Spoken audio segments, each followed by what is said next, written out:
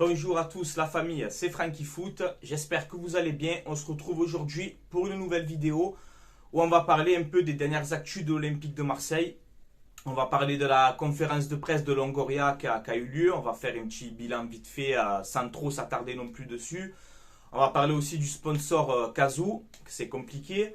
On va parler du mercato et bien évidemment de l'avant-match OM Reims. Voilà, alors on enchaîne direct les amis. La conférence de presse de Pablo Longoria, je ne sais pas si vous l'avez suivi, voilà, où j'ai senti quand même un Pablo Longoria quand même assez tendu sur quelques questions. Voilà, alors il nous a parlé, il a présenté les nouvelles recrues.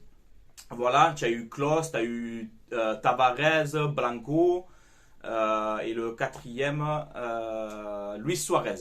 Voilà, donc je vous mets la photo juste ici des présentations. Ça a été fait après au Vélodrome avec les journalistes, tout ça. Donc voilà, il a un peu parlé de ses profils qu'il a recrutés, etc. Donc bon, on verra bien maintenant sur le terrain ce que ça va donner. Ensuite, ce qu'on a vu aussi, il a parlé de la stratégie du club. Voilà, il y a eu, franchement, les questions qu'il y a eu quand Longoria était tout seul, de certains journalistes, franchement, c'est... Il y a un journaliste, à un moment, il lui dit... il pose une question à Tavares. Il dit ouais Tavares, on a vu contre Milan, tu as des bons gestes techniques. On a vu ton coup de la semelle. Est-ce que tu as fait du futsal? Non mais vais les questions des journalistes. Qu'est-ce qu'on s'en bat les couilles gros qu'il a fait du futsal? Tu vois ce que je veux dire? Poser des vraies questions un peu. C'est quoi ces questions en bois les gars? Sérieux, honnêtement hein? Bon, c'est que mon avis. Après on a senti Longoria assez tendu, quand même plein de chics bizarres. Quand on lui a posé la question sur Baba Dieng, on a vu que Longoria il a changé de tête, il était pour moi très agacé. Voilà, où en gros je pense qu'il reproche un manque de professionnalisme, voilà, à Bamba Dieng sur ce que j'ai pu comprendre. Hein. Après je sais pas, mais quand il dit l'année dernière c'est l'année dernière, là c'est un professionnel doit être doit être au haut niveau tout le temps. Donc on ne sait pas vraiment ce qui se passe avec Bamba Dieng, mais quand tu vois que Igor Tudor il te dit Dieng il est trop gros, il faut arrêter les délires quoi. J'aimerais moi perso avoir le corps de Dieng. Hein. C'est un beau bébé, oh. Il est très bien Dieng physiquement. Donc on ne sait pas vraiment ce qui se passe. Donc j'ai senti Longoria tendu quand on lui a parlé de Dieng. Quand on lui a parlé de Verretou aussi, on a vu clairement qu'il a pris la défense de Jordan Verretou. Qu'est-ce que j'ai noté encore? Il a parlé aussi de la stratégie du club, comme quoi lui il dit je continue ce que j'ai commencé, le projet à l'OM. Voilà. Alors il y a Mourad de Canal Football Club de Marseille que je tiens à féliciter parce qu'il a posé deux bonnes questions. Ça a été le meilleur pour poser les questions. Voilà, c'est lui qui lui a dit, Mourad il lui dit voilà, est-ce qu'il y a, avec tant de changements de joueurs chaque fois, toujours 10 arrivées, 8 départs, etc. à chaque fois, est-ce que c'est pas risqué non plus aussi, tu vois? Et Longoria, on voit que il était tendu quand on lui a posé cette question, tu vois? Il a dit non, moi je continue le projet du club, c'est comme ça, on est sur le bon chemin, etc. Donc après c'est vrai, si chaque fois on fait des 10, 11 recrues, mais que l'année d'après tu as 7, 8 départs chaque fois, pour moi, excuse-moi Pablo, mais le projet tu pourras pas le faire comme il faut quoi. Si chaque fois tu prends des joueurs mais tu les vends l'année d'après. Voilà, donc Mourad sur ça, je suis désolé, il a bien fait de poser cette question là.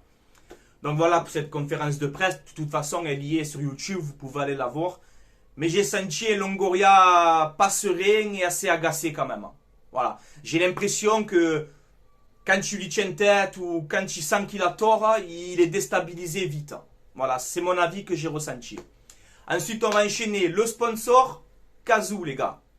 Le sponsor Cazoo, j'ai vu ça, je vous mets juste ici. Alors, apparemment, Cazoo aurait des pertes financièrement. Alors, vous savez, c'est notre nouveau sponsor. Il y a l'OM et Lille en Ligue 1. Aurait des pertes un peu financièrement et Cazoo pourrait se retirer du marché français. Mais le problème, c'est que si Cazoo se retire du marché français, nous, du coup, on n'a aucun intérêt à continuer avec ce sponsor. Voilà. Donc, on pourrait perdre ce sponsor, quoi. Voilà. Donc, on va voir s'il y aura un arrangement, j'en sais rien. Mais on voit que même avec le sponsor, il y a quelque chose qui ne va pas. Décidément, en ce moment, rien ne va. C'est impressionnant. Donc voilà, on va quand même essayer de positiver dans cette vidéo. On va pas péter les plombs, hein. Je suis allé chez le médecin, rien à voir, je vous raconte ma vie. Mais je suis allé chez le médecin, il m'a dit, tu as un peu de tension, Frankie Foot, tu vois. Et ouais, parce que c'est l'OM qui me met la tension, tellement que je vis les choses à fond. Et voilà, je pense qu'il va falloir que je me calme un petit peu, les gars. Voilà, petit aparté. Donc voilà, on verra bien pour le sponsor Kazoo, les gars. On va passer directement à l'actu mercato. J'ai pris les quelques dernières infos que je vois tourner. On va parler directement de Jordan Verretou.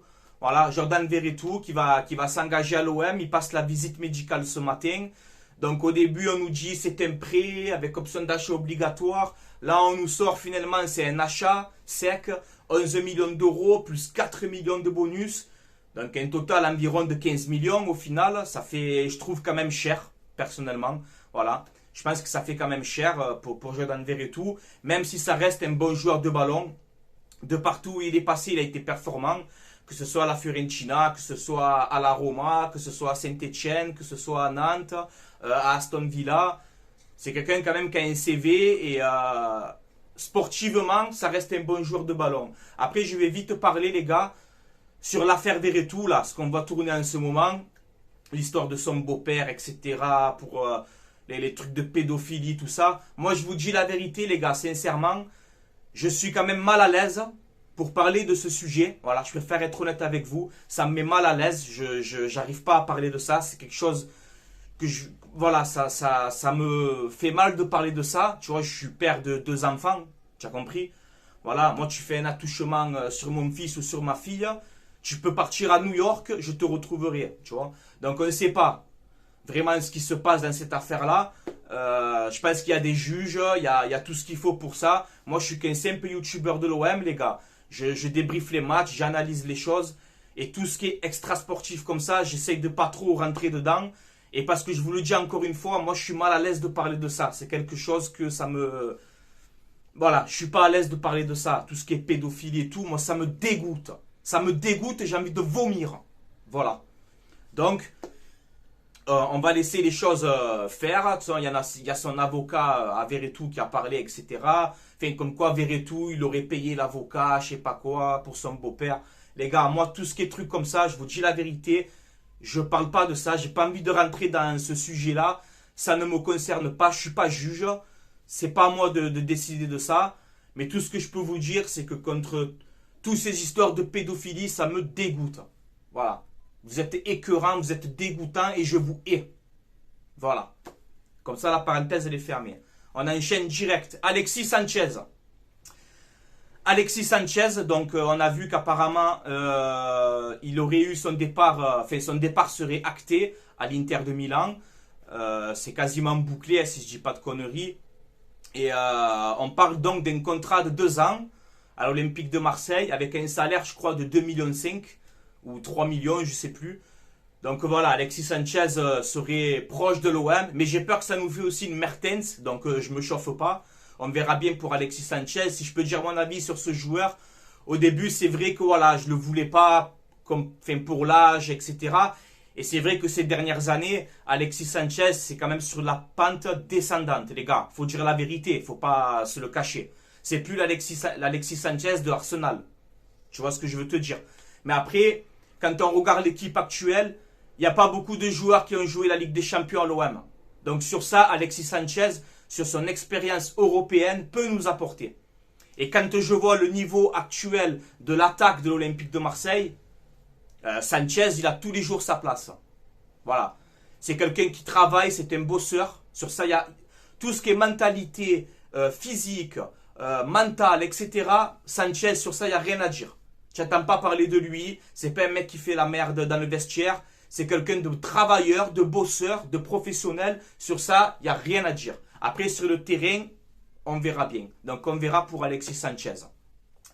Bamba Dieng, voilà, qui a clamé haut et fort qu'il veut rester. Son agent l'a dit aussi. Bamba Dieng veut rester à l'OM. Mais comme je vous ai dit, comme j'ai vu Longoria en conférence de presse sur le cas Bamba Dieng, ça se voit qu'il est énervé. Je ne sais pas qu'est-ce qu'ils ont avec lui. Avec ce petit qui est plein d'avenir, qui qui est très prometteur. Mais voilà, je pense que Dieng risquerait de partir de l'OM, quoi. Voilà, Tudor l'a dit, il a mis dans le 5e choix des attaquants. Va comprendre, moi je comprends rien du tout. Personnellement, Dieng, je l'aurais gardé. Mais voilà, on voit que Dieng pourrait, malheureusement pour nous, quitter l'Olympique de Marseille. Voilà. Alors il a un contrat jusqu'en 2024. C'est-à-dire qu'il lui reste 2 ans de contrat à Bamba Dieng. Ça veut dire qu'aujourd'hui, si tu as une offre de 13 millions, l'OM, ils vont le vendre. Parce que si tu le gardes, l'année prochaine, il lui restera 1 an de contrat. Et vous le savez, quand tu restes 1 an de contrat, tu ne peux plus le vendre autant cher.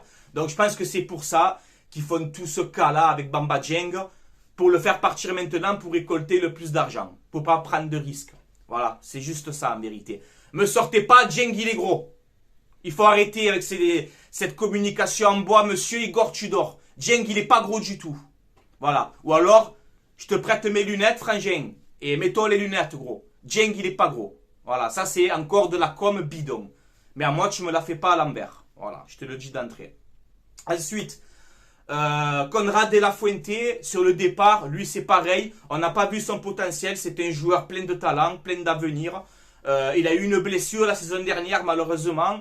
Là, cette année, justement, que tu utilises beaucoup des joueurs de côté, Conrad, je pense qu'il peut faire l'affaire dans les côtés comme ça. Là, on voit qu'il pourrait être prêté avec option d'achat obligatoire à Valladolid. Voilà. Donc, c'est-à-dire que tu prends des joueurs à fort potentiel 1 an, tu les vends direct derrière. Voilà. À ce que je disais au début. Longoria, si tu fais chaque fois 10, 11 recrues par mercato et que l'année d'après, tu en vends 6, 7, il n'y a pas de projet. Ne me parle pas de projet parce que pour moi, il n'y en a pas. Voilà. Donc, Conrad de la Fuente, s'il part, oui, je serai déçu parce que c'est un joueur, encore une fois, plein de qualité et ça me ferait chier de le voir partir. On n'a même pas vu son potentiel que déjà, il risque de partir. Bref, je peux rien faire malheureusement, les gars. Ensuite, Kaleta Tsar. Voilà, il a dit maintenant, je ne veux pas partir. Voilà. Je vais encore le dire une fois, je vais faire l'avocat du diable, c'est la faute de Pablo Longoria. Kaleta Tsar, il devait partir l'année dernière, il avait pris l'avion pour aller à l'aéroport, pour partir à Liverpool, avec sa femme, avec tout le monde. C'était fait, il devait partir là-bas. C'est Longoria qui l'a retenu, qui a fait capoter son transfert. Donc, Kaleta Tsar, il est revenu, il a fait une bonne saison dans l'ensemble. Après, on l'a perdu mentalement après son erreur à Feyenoord. Là, c'était un peu plus compliqué.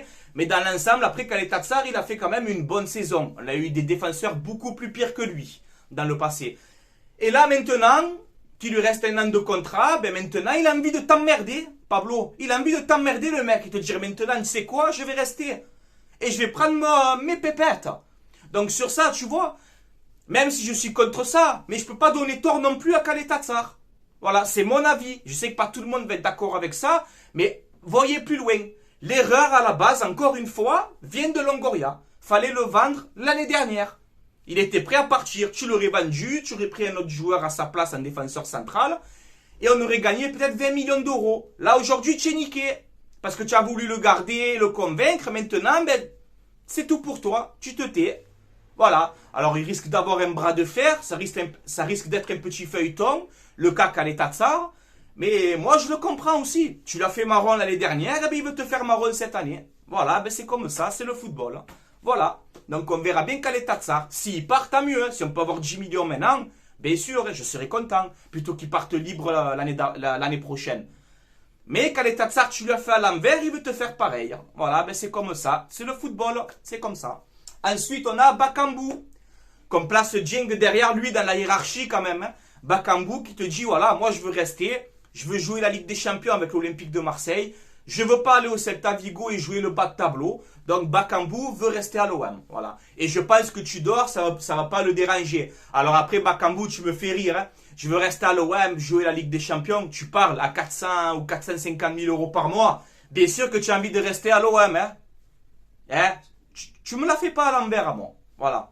Si tu veux rester à l'OM, surtout pour ça. Pour les pépettes. Voilà. Encore une erreur. Encore une fois, de la direction. Donner 400 ou 500 000 à Bakambu de salaire, c'est encore une erreur. Mais bon, faut pas critiquer Longoria. Faut pas le critiquer. Ensuite, bon, les indésirables, Amavi, Strootman, tout ça, j'espère qu'on va leur trouver une porte de sortie. Et pour conclure cette partie mercato, tous les joueurs de l'OM aujourd'hui sont vendables. Clair et net. Tu reçois demain, le 25 août ou quoi là, tu reçois une offre, Gerson, tu l'as payé peut-être 25, tu reçois une offre de 26 millions, Gerson, il le vend. Hein. Voilà. McCourt, il veut vendre, il veut des sous, c'est comme ça. Voilà. On ne peut rien faire à part subir ça, quoi. Voilà. Donc, l'OM, tous les joueurs de l'OM sont vendables. Qu'on le veuille ou non, c'est comme ça. Voilà. Ensuite, on va attaquer directement l'avant-match OM Reims. Alors avant d'attaquer cet avant-match, je vous mets quand même une petite photo pour positiver. Regardez l'équipe qu'on avait sous l'ère Rudy Garcia quand il arrive à l'OM. Quand il y a des Ubokan, des Sertic, des Doria, des Germain. Je le dis tout le temps et je le répète souvent, ne pas oublier d'où on vient les amis. Vous avez la preuve en image. Voilà. Ce match, c'était, je crois, Monaco-Marseille. Où on se prend 4-0. On se fait démonter. Voilà. Donc, regardez l'équipe qu'on avait. Je préfère quand même avoir l'équipe d'aujourd'hui. Hein? Ça, il faut le dire aussi. Donc, voilà. OM Reims, avant-match. Première journée de Ligue 1, dimanche au Vélodrome. Dans un Vélodrome à guichet fermé. Je crois que vendredi, il restait que... enfin, aujourd'hui, là. Je crois qu'il restait quasiment que 200 places. Donc, on aura encore un stade à guichet fermé.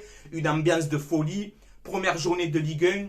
Donc j'ai essayé un peu quand même de m'intéresser à cette équipe de Reims. Et contrairement à nous, je vous le mets juste ici, Reims a fait une excellente préparation. Voilà. Alors j'ai noté, ils ont battu Auxerre 2-0. Après ils ont gagné contre un club belge aussi. Ils ont battu Auxerre 2-0. Ils ont battu Metz 1-0. Ils ont perdu de justesse contre Villarreal quand même. Hein. Même si ça fait beaucoup tourner, etc. Mais voilà. Tourner ou pas, Reims, ils font des résultats en matchs amicaux. Et pour moi, c'est important, la préparation. Je ne prends pas ces matchs-là à la légère. Moi, la préparation, pour moi, c'est important. Et après, ils ont fait 2-2 contre Sassuolo, le dernier match. Voilà, donc on voit que c'est une équipe quand même, dans la préparation, qui a été performante dans l'ensemble. Voilà, donc j'ai noté aussi les absents pour ce match au OM Reims. Alors, côté marseillais, on a Paul Lopez qui ne sera pas là, il est blessé. On a Kaleta Tsar non plus qui ne sera pas là. Et Pape Gueye, suspendu. Donc voilà les absents côté marseillais. Côté rémois aussi, mine de rien, il y a des absents quand même de marque hein, pour eux. On a Fouquet, l'arrière droit, très bon arrière droit de Ligue 1. Valeur sûre pour cette équipe de Reims, il ne sera pas là. Tu as Mboku, plein de talent. Milieu offensif et il peut jouer côté droit aussi, très rapide, il n'est pas là.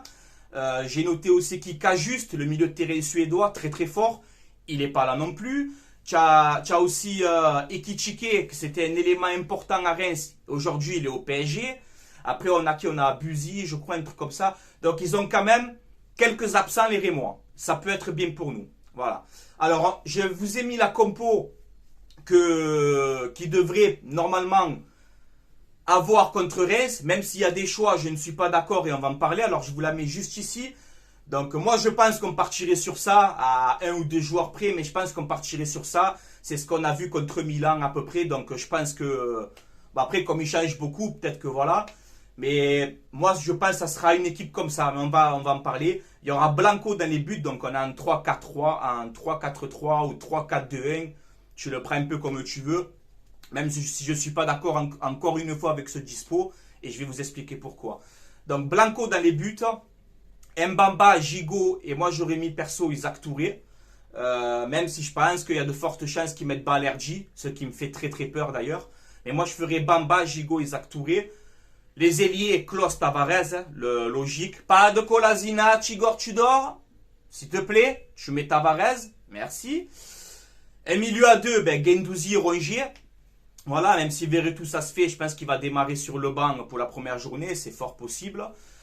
Et un trio, Gerson, Payet, Milik. Voilà, moi je pense qu'il y aura une compo comme ça dimanche, à 1 ou 2 joueurs près. Alors moi je vais vous dire pourquoi. Pourquoi je ne suis pas d'accord avec ce dispo. Alors on nous vante les qualités de Tudor, comme quoi ça serait un pressing fort, un jeu de transition rapide, tout ce que tu veux. Regarde l'équipe. Regarde l'attaque. Il y a qui de rapide?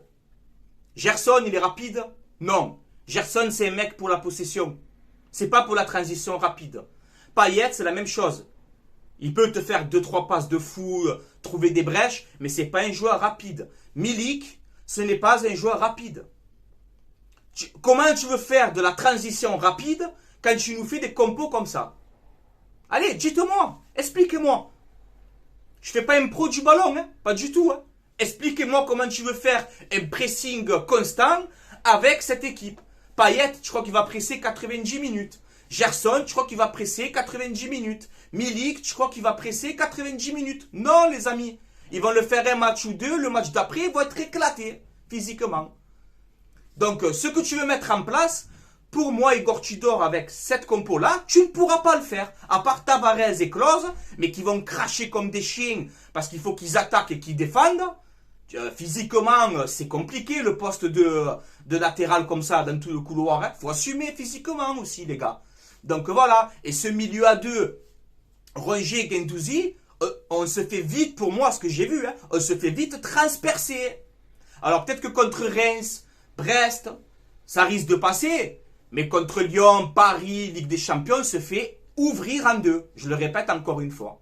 Et vous verrez si je me trompe. Je peux me tromper. Mais je suis quasi sûr à 100% que non. Parce que je le sens. Ça se voit.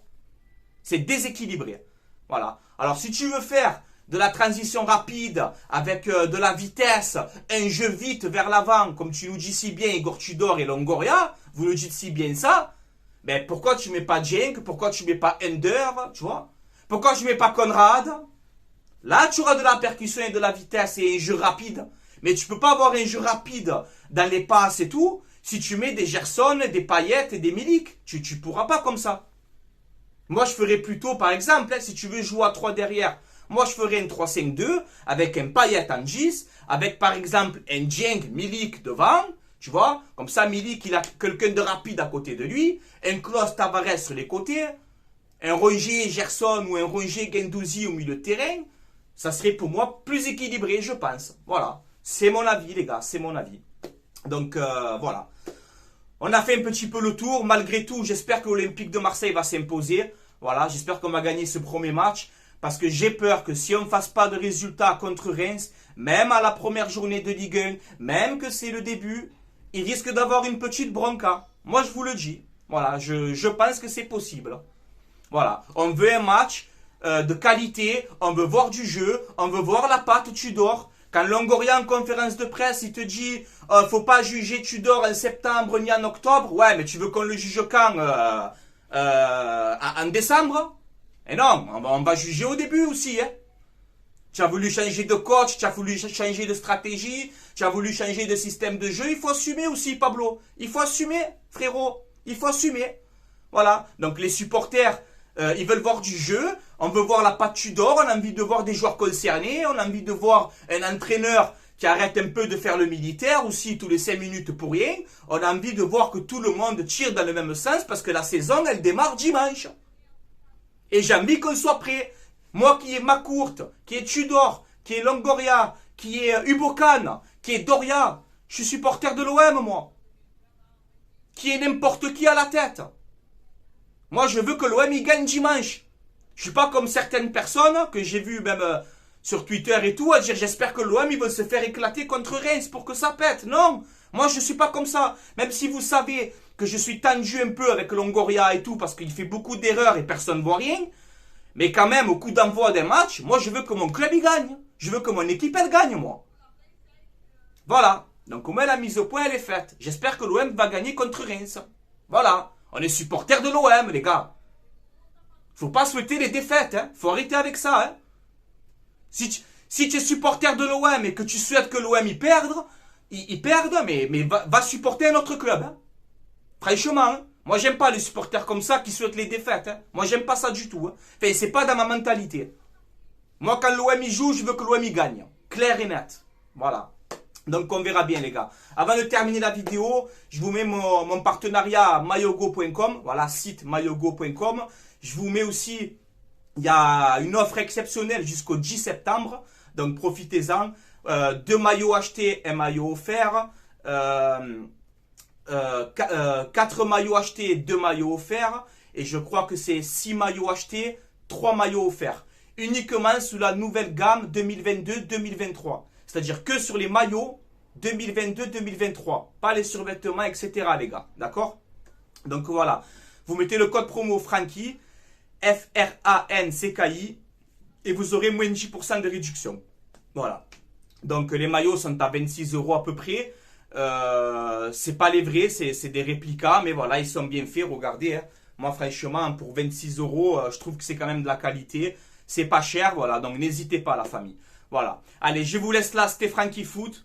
Allez, l'OM à la vie à la mort, comme d'habitude, et on se retrouve lundi pour le débrief de OM Reims.